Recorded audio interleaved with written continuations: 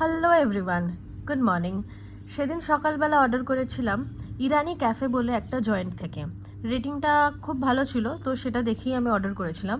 চলো রুমে গিয়ে দেখে নিই কী কী অর্ডার করলাম। মেন গেট থেকে গেস্ট হাউসটা বেশ খানিকটা দূরে থাকলেও এই গাছের মাঝখান দিয়ে সকালবেলা হেঁটে যেতে কিন্তু ভীষণ রিফ্রেশিং লাগছিল। এখানে প্লেট নিয়ে আর খাবার নিয়ে আমি বসে পড়েছি। অর্ডার করেছিলাম সেদিনকে বান মাস্কা, চিজ অমলেট আর একটা চিকেন স্যান্ডউইচ। অর্ডার করার সময় করে তো ফেলেছিলাম, বাট আমার জন্য বা একজনের পক্ষে এই ব্রেকফাস্টটা কিন্তু বেশ হেভি ছিল। প্যাকেজিংগুলো পুনের প্রত্যেকটা জয়েন্ট থেকে আমি দেখলাম পুনের কিন্তু প্যাকেজিং খুব ভালো। এখানে ফার্স্টে আমি ট্রাই করে নিয়েছিলাম বান মাস্কাটা বেসিক্যালি একটা মিষ্টি একটা ফ্রুট ব্রেডের মাঝখানে বাটার দেওয়া। ব্রেডের কোয়ালিটিটা যেমন ভালো, ঠিক তেমন বাটারের কোয়ালিটিটাও ভালো। I will highly recommend everyone to have this bun Musca.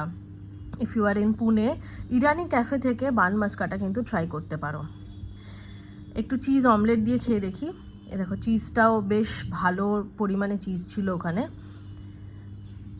আচ্ছা, এটা কিন্তু কোনো পেড প্রমোশন না, এটা টোটালি আমি যেটা খেয়েছি বা আমার যেমন লেগেছে আমি কিন্তু সেটাই তোমাদেরকে জানাচ্ছি।